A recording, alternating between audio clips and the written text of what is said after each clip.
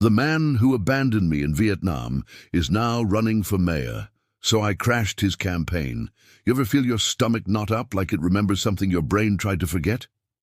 I was driving down Central Avenue in Albany, just running an errand, nothing serious, but then I saw him.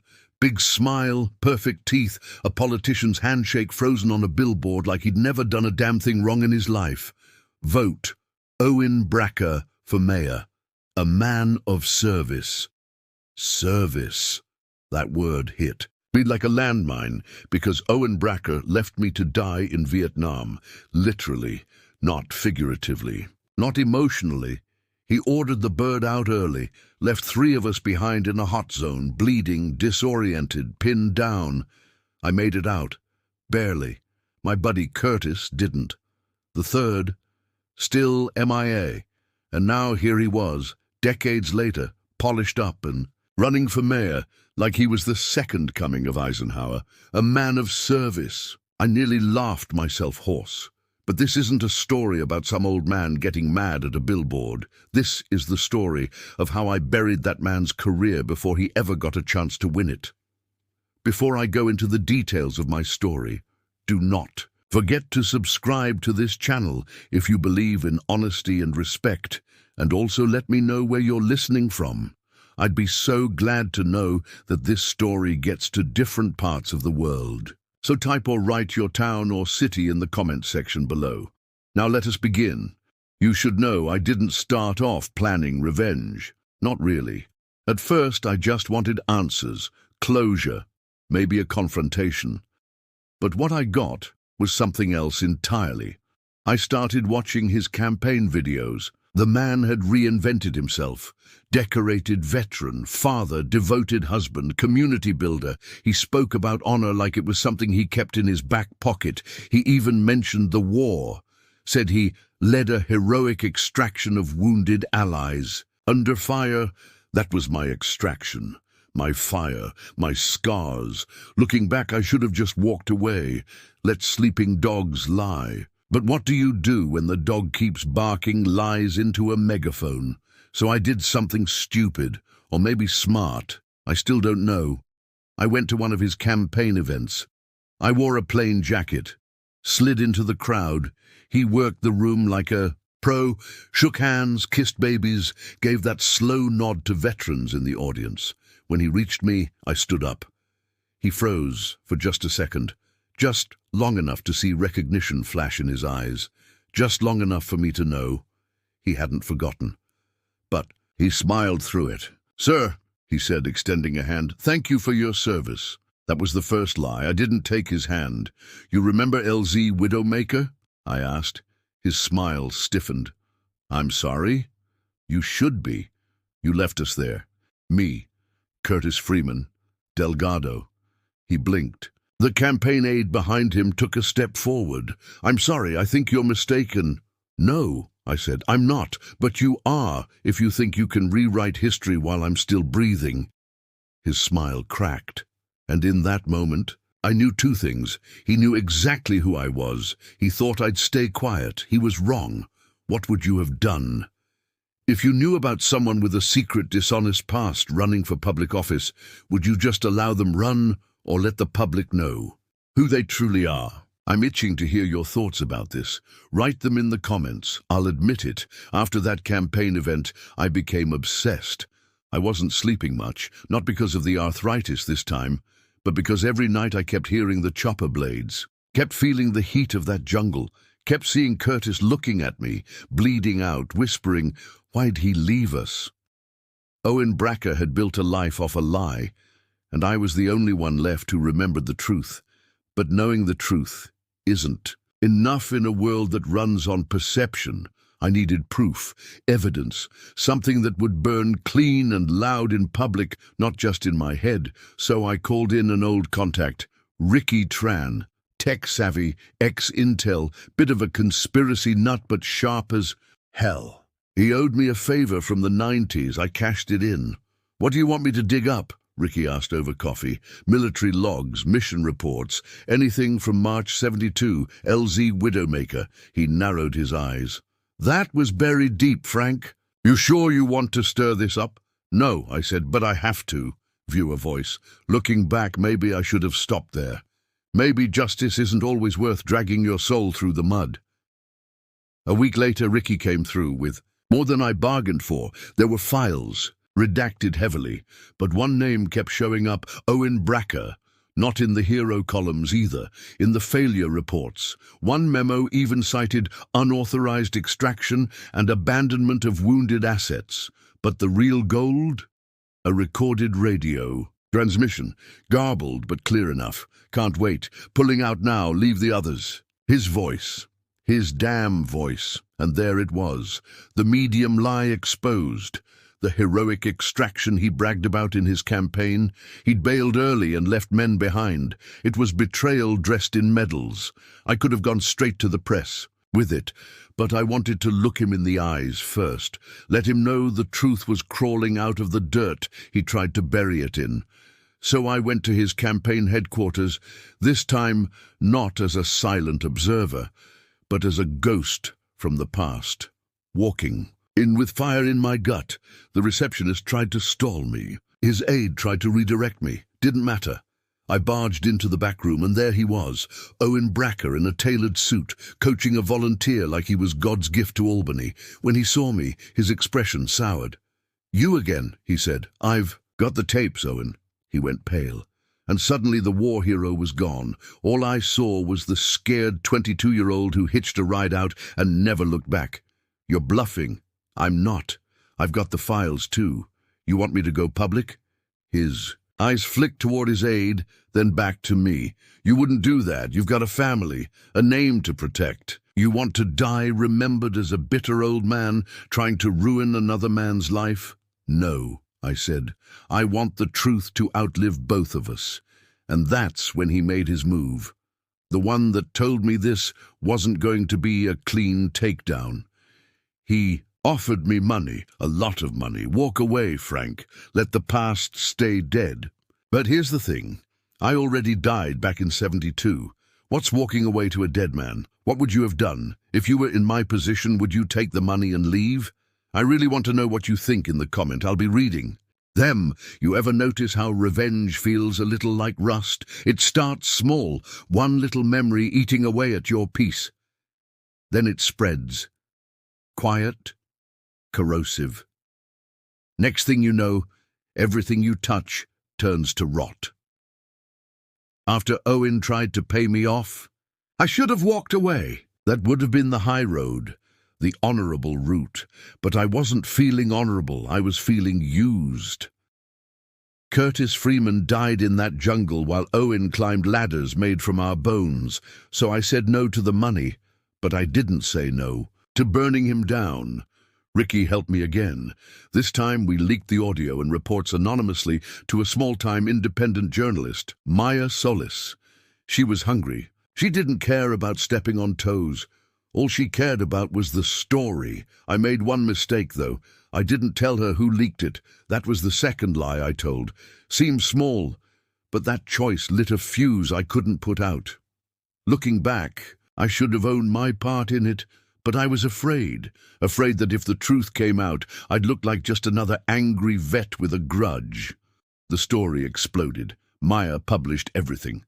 The headline screamed across local news, "Mayoral, candidate accused of abandoning soldiers." During Vietnam War, leaked tapes surface. Owen Bracker's campaign scrambled. The press came knocking. Protests erupted at his events. Veterans demanded answers. For a minute it felt good, like justice was finally cracking through the decades of silence. Then the calls started. From Owen's people, from media, from people I hadn't heard from in years. Everyone wanted a comment, a quote, a face behind the story. I stayed quiet, until I got a voicemail that froze my blood. It was Owen's daughter, Laura Bracker. "Mr. Frank Delaney, my dad said you might try something like this. I don't know what really happened over there, but I do know you're hurting a lot of people who had nothing to do with it. I'm asking you, please stop. I didn't expect that, didn't expect to feel guilt. She was just a kid when we went to war. She didn't know what her father had done. She only knew the version of him who coached soccer and made pancakes on Sundays, but guilt's a luxury when the truth's bleeding out. Still, that message haunted me.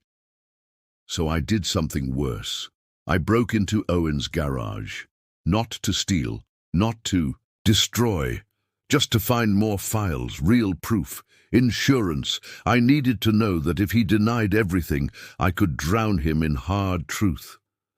I found a box in a dusty corner, war journals, letters, but one envelope stood out, addressed to Curtis Freeman's widow, unsent, never opened.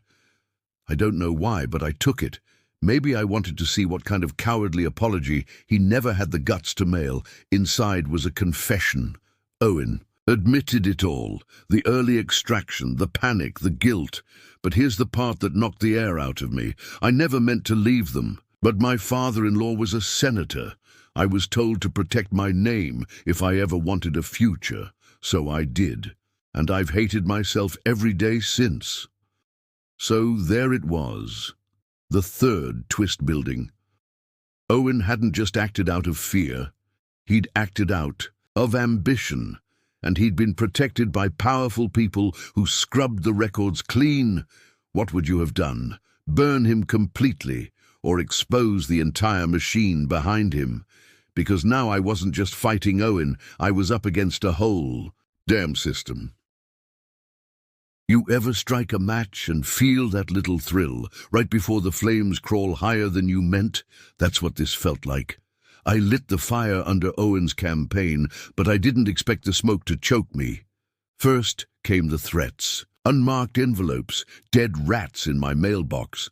My tires slashed one night while I was inside the VFW hall playing cards. Somebody wasn't just mad. I'd stirred up a hornet's nest bigger than one man. Then came the fallout at home. My daughter, Alice, showed up at my door, red-eyed and shaking. "Dad, what the hell are you doing? You're on the news. The internet even. Do you know what this is doing to your grandkids? They'll understand one day," I said. "No, they won't," she snapped. "They think their grandfather is unhinged. They're scared, Dad. You've never even told me about Vietnam. And now you're dragging it into the open like some damn vendetta." Viewer voice. That was the first time I wondered. Had I become what I hated? Obsessed, bitter, alone. Just another old soldier. Too stuck in the past to see the damage I was doing now. The next day, I went to see Curtis Freeman's widow, Mrs. Freeman. She was older than I remembered, fragile, but her eyes were steel. I handed her the unopened letter I stole. She stared at it like it was poison. "I don't need to read it," she said. "He already said nothing when it mattered most." I apologized. I told her I should have reached out sooner, that I should have done more. She shook her head. "You survived." That was enough. Then she asked, "What are you hoping to get out of all this, Frank?" And I couldn't answer. Justice, revenge, forgiveness, maybe all of them, maybe none. That night, I almost called Owen, almost told him I'd drop it all. But then I got a call from Ricky. He was panicked. Someone had broken into his apartment. His laptop was gone, his backups wiped, and Maya, the reporter, she'd gone silent. That was the tipping point. They weren't just trying to shut me up. They were erasing the whole damn trail. So I made a decision I swore I never would. I scheduled a press conference, myself. Publicly, I was going to go on record. With my face, my voice, my name, viewer voice. Looking back, that was the final line. After that, there was no going back to being just a grandpa in Albany. I was going to be that guy, the old vet who tried to tear a man down on live TV. And if I was wrong, if even one detail didn't stick, I'd be remembered as a liar. But sometimes you've got to be willing to set yourself on fire just to make people see the smoke. I didn't sleep the night before the press conference. The suit I wore hadn't seen daylight in years. My hands shook as I buttoned the collar. Not from age, from fear. What if no one believed me? What if I became just another bitter veteran screaming into the void? Viewer voice. I thought I was ready for this, but standing there behind that, a podium, facing a sea of blinking red lights, I felt like I was back in the jungle, only this time I wasn't dodging bullets, I was firing them. I told them everything, about Firebase Echo, about Owen Bracker's early evacuation, about Curtis Freeman bleeding out on the jungle floor. I told them about the cover-up, the promotions, the senator father-in-law who scrubbed records clean like it was a game, and then I told them about me. I admitted I'd leaked the files. I admitted I'd lied to the journalist. I even admitted I broke into Owen's garage. That was the third lie, the one I'd hidden from everyone, even myself. I hadn't just wanted justice, I'd wanted vengeance, and I was willing to blur the line to get it, Owen responded 2 hours later in a televised address. Flanked by lawyers and PR handlers, he denied nothing. He didn't even flinch. But then he said something that made the whole city freeze. Mr. Delaney isn't wrong. I made a choice I've regretted every day of my life, but I'm not stepping down because I believe in redemption, and if the people still want me, I'll serve. He was turning it around, painting himself as a flawed man seeking forgiveness. And you know what? It worked. Polls dipped, then stabilized. Some even ticked up. The city was split down the middle. Half saw him as a war criminal in a suit. The other half, a repentant hero who'd finally come clean.